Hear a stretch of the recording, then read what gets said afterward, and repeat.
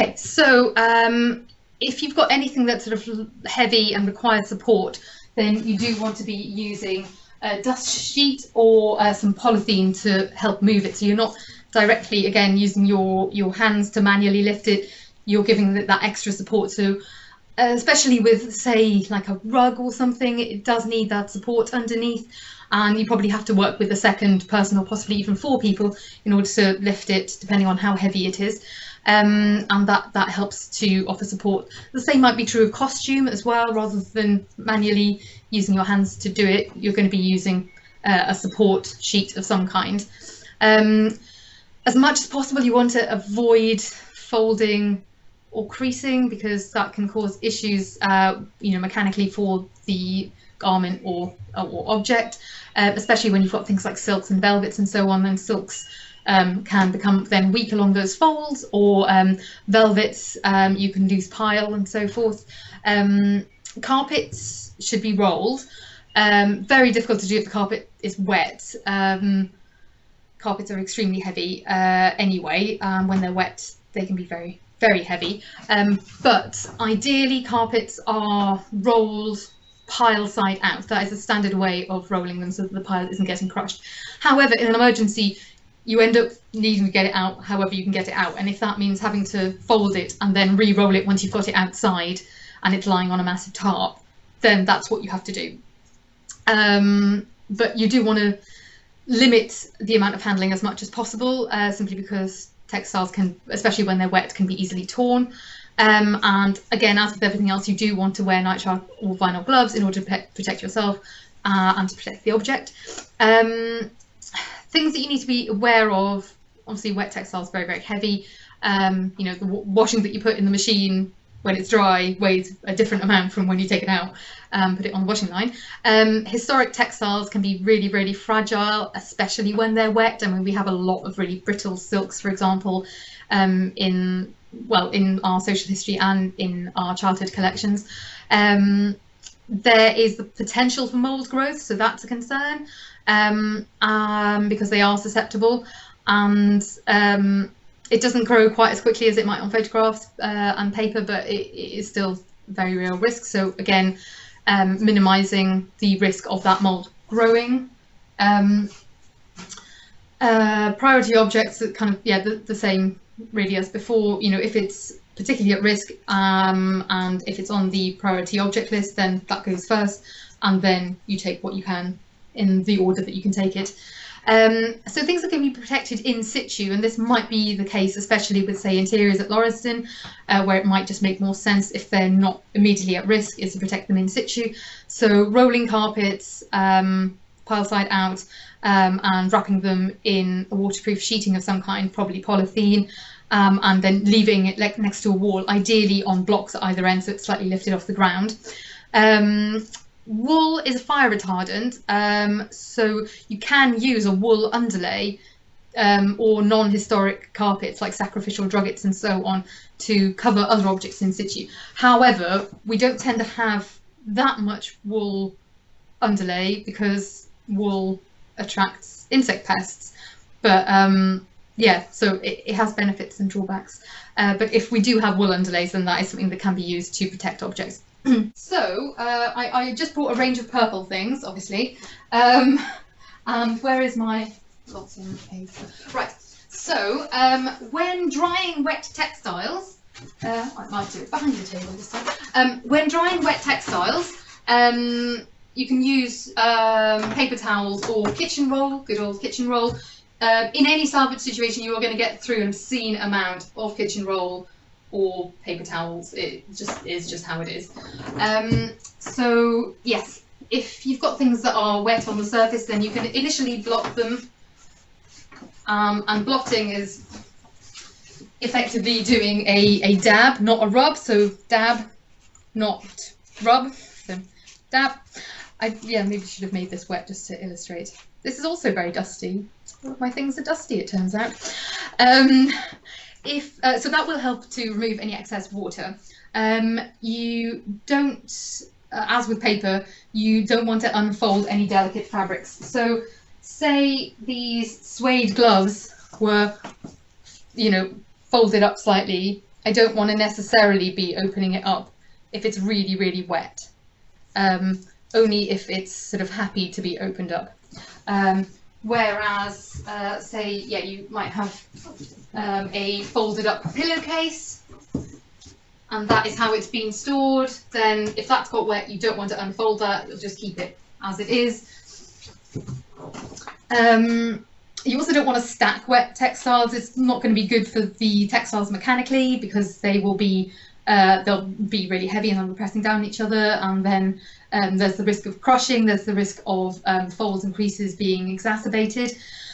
If you do have metal elements that can be removed, so I don't have a metal, I didn't think to bring something with a metal element. Say this hat had a pin badge on it, a metal pin badge, then you probably remove that, but making sure that it's been labelled very clearly in terms of what it belongs with, because again it could corrode and could cause staining on the object itself.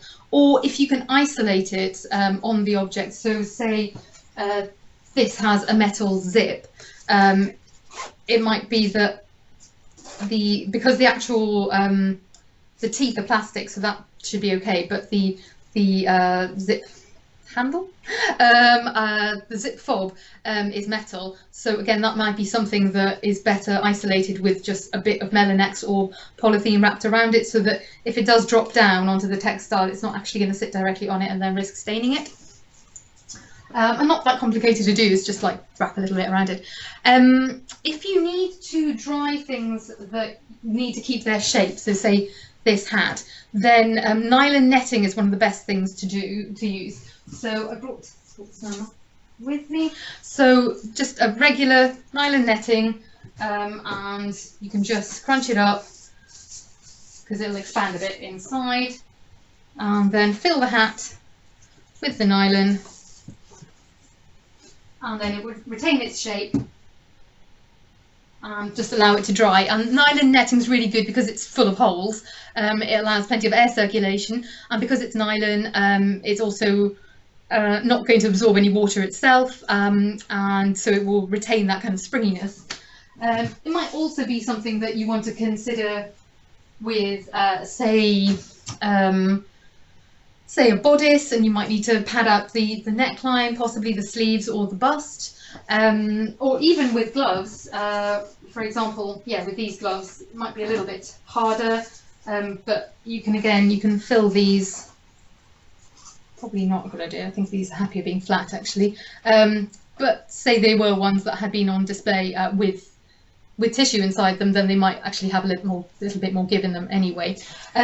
Also, if shoes get wet, nylon netting is a really good thing to just pop inside the shoe to help it dry.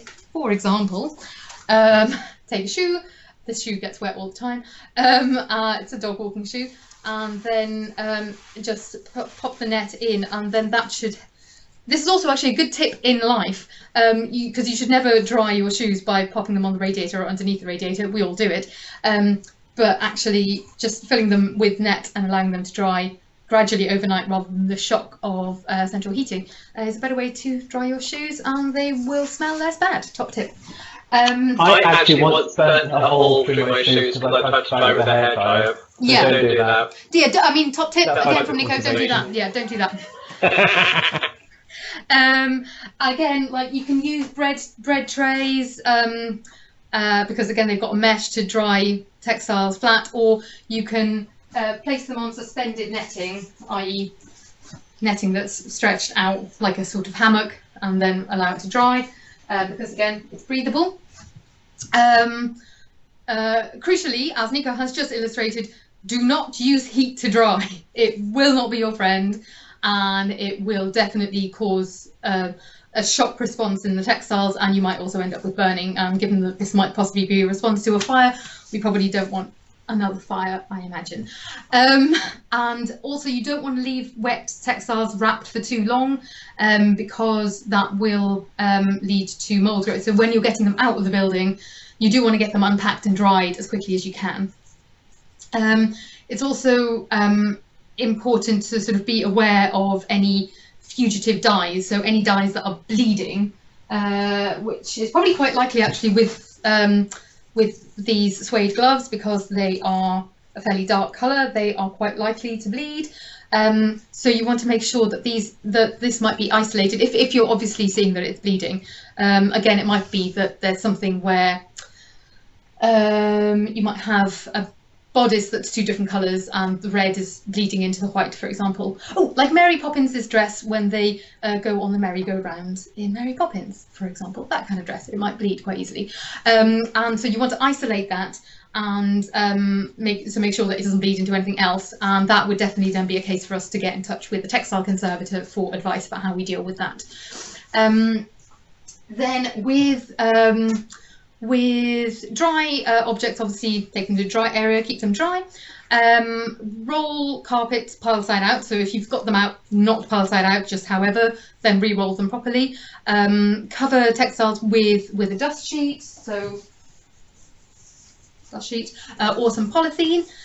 You want to again make sure that textiles that are packed in labelled boxes are lined with the acid-free tissue paper, as we talked about earlier, so a lined box. And again, very well labelled. Lots of stuff everywhere.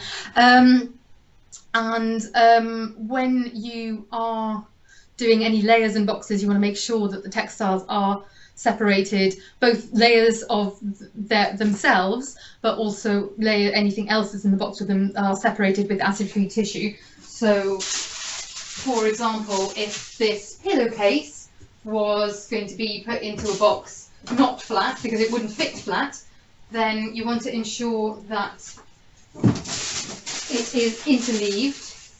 You have to make sure it's flat first, obviously. Interleaved with tissue. And then another barrier layer on top, and then the purse is going to go in the same box as well, and that will just go on. That can go on top of that because that is flat, and let's assume not fugitive. Yeah, you want to keep folds to a minimum. So ideally, for example, the pillowcase wouldn't be folded and folded, but if it's got historic folds, then that might just be the way it's happy as being. And then if there is a fold, then you do want to put in a acid-free tissue sausage. So for those who haven't made a sausage, so this is the cousin of the puff. Let's see if I can do this with a tiny piece of tissue paper. Right, so the way that you make a acid-free tissue sausage is to basically accordion back and forth the tissue paper. And you're going to keep going down, back and forth, back and forth, back and forth. It's really hard to do with a small piece of tissue. And then I've gone about 2/3 of the way down, so at this point I'm just going to wrap my folded accordion with the remaining bit without actually folding the folds, because you want them to be fairly loose and springy. So then you've got a roll like this. Hopefully, I think there's too much sunlight on it. And then you tuck in the ends.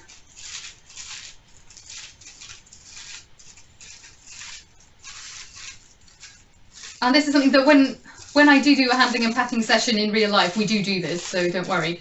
But then you pinch in the ends, and then you have a nice sausage that is quite springy, and you want to place it in the fold so that the accordion bits are facing up rather than flat, because then that allows a bit more spring, and that can go in the fold and just give the object a little bit more support when it's folded.